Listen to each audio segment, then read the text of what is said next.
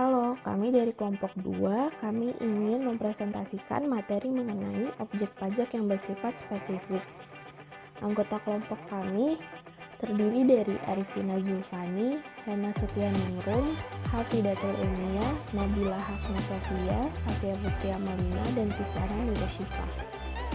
Ada pula beberapa poin materi yang akan kelompok kami bahas, yaitu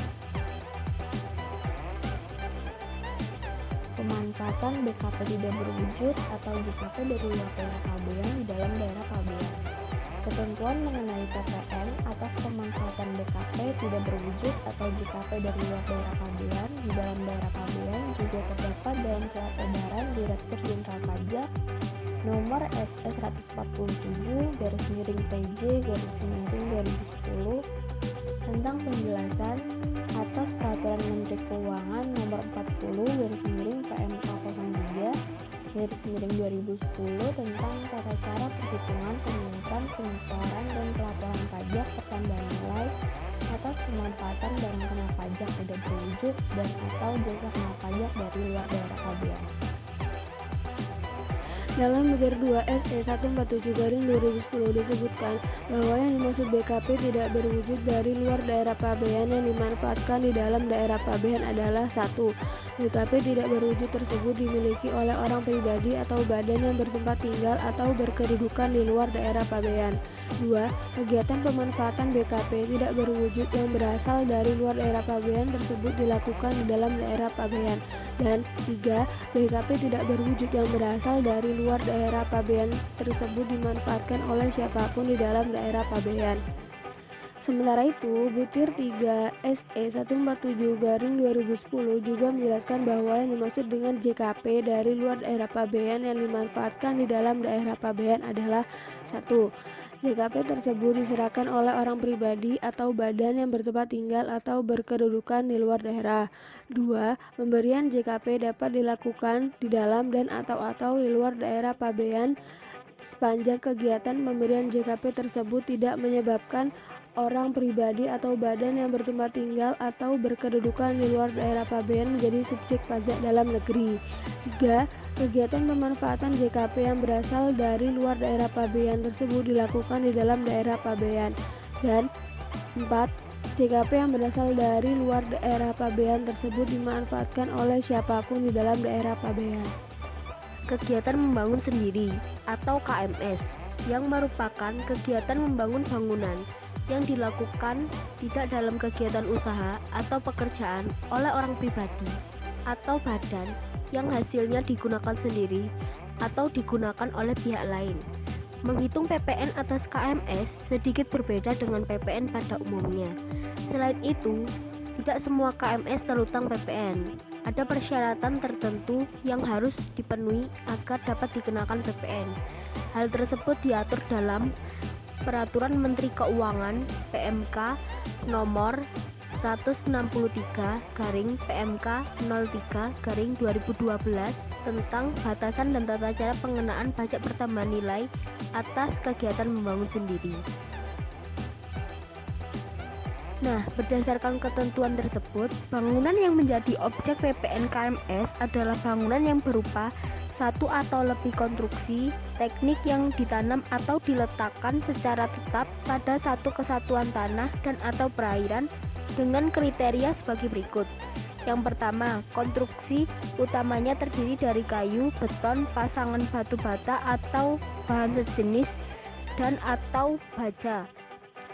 Yang kedua, diperuntukkan bagi tempat tinggal atau tempat kegiatan usaha. Dan yang terakhir, luas keseluruhan paling sedikit 200 meter persegi. Berikut adalah ketentuan PPN KMS. Yang pertama yaitu tarifnya. Tarif PPN KMS adalah 2% dari total pengeluaran. Yang kedua adalah saat terutangnya, yaitu saat dibangunnya bangunan sampai dengan bangunan selesai. Yang ketiga adalah tempat terutangnya, yaitu tempat bangunan tersebut didirikan. Yang keempat adalah cara pembayarannya. Hal itu diatur dalam PMK nomor 163 tahun 2012. Dan yang terakhir adalah pelaporannya. PKP wajib melaporkan PPN KMS dengan menggunakan SPT masa PPN paling lama akhir bulan berikutnya setelah masa pajak berakhir. Ekspor JKP yang dilakukan PKP. Walaupun ekspor jasa dikenai PPN dengan tarif 0%, PKP tetap memiliki kewajiban untuk memungut serta melaporkannya dalam SPT PPN. Akan tetapi, jenis jasa yang dikenai PPN 0% ini hanya dibatasi oleh 3 jenis jasa, yaitu pertama, jasa maklon yang batasan kegiatannya memenuhi syarat sebagai berikut. Pemesanan atau penerimaan JKP berada di luar daerah pabean dan merupakan wajib pajak luar negeri serta tidak memiliki bentuk usaha tetap di Indonesia. Kemudian, spesifikasi dan bahan disediakan oleh pemesan atau penerima JKP.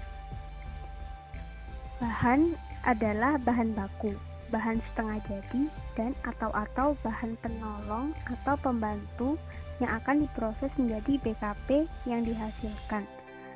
Kepemilikan atas barang jadi berada pada pemesanan atau penerimaan JKP, dan pengusaha jasa maklon mengirim barang hasil pekerjaannya berdasarkan permintaan pemesanan atau penerimaan JKP keluar daerah pabean.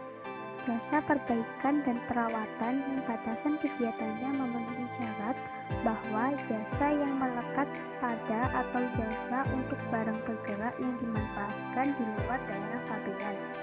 Yang ketiga, jasa konstruksi, yaitu jasa layanan konsultasi perencanaan pekerjaan konstruksi, layanan jasa pelaksanaan pekerjaan konstruksi, dan layanan jasa konsultasi pengawasan pekerjaan konstruksi yang batasan kegiatannya memenuhi syarat bahwa jasa yang melekat pada atau jasa untuk barang tidak bergerak yang terletak di luar daerah pabean. Saat terutangnya PPN dan pemberitahuan ekspor JKP.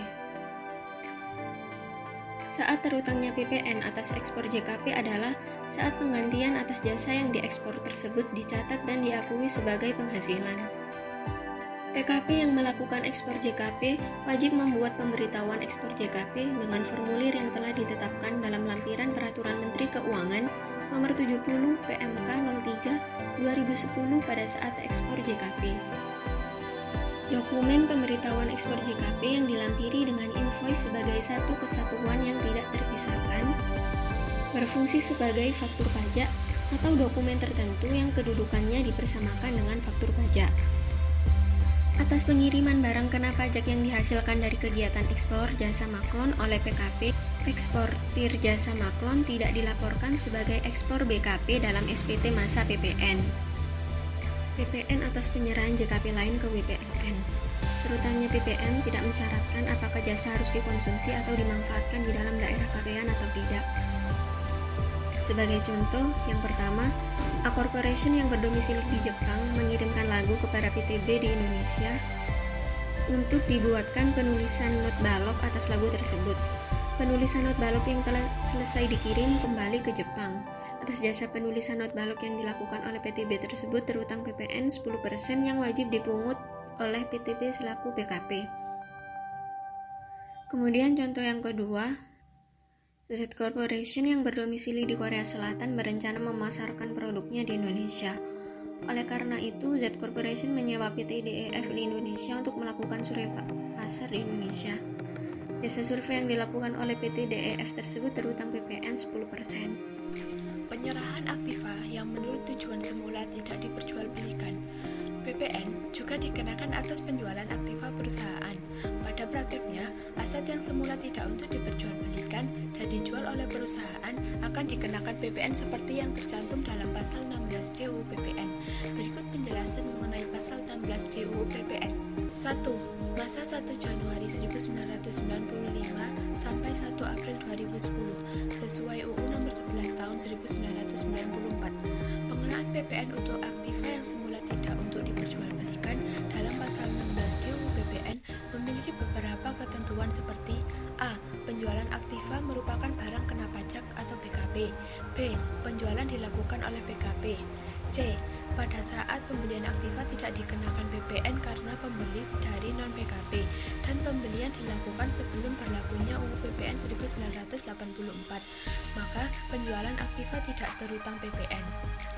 Yang kedua, masa setelah 1 April 2010 sesuai UU PPN nomor 42 tahun 2009.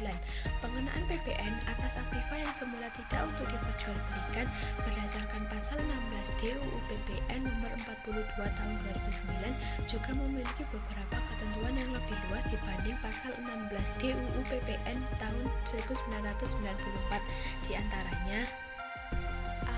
Penyerahan aktiva harus berupa BKP. B. Pihak yang melakukan penjualan adalah BKP. C.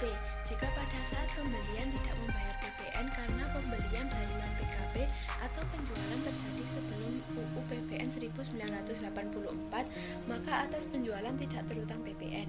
D. Semua penjualan aktiva yang memiliki pajak masukan dikenakan PPN, kecuali penjualan aktiva yang pajak masukannya tidak dikreditkan karena berupa stasiun wagen dan sedan, serta aktiva yang tidak memiliki kegiatan langsung dengan kegiatan usaha.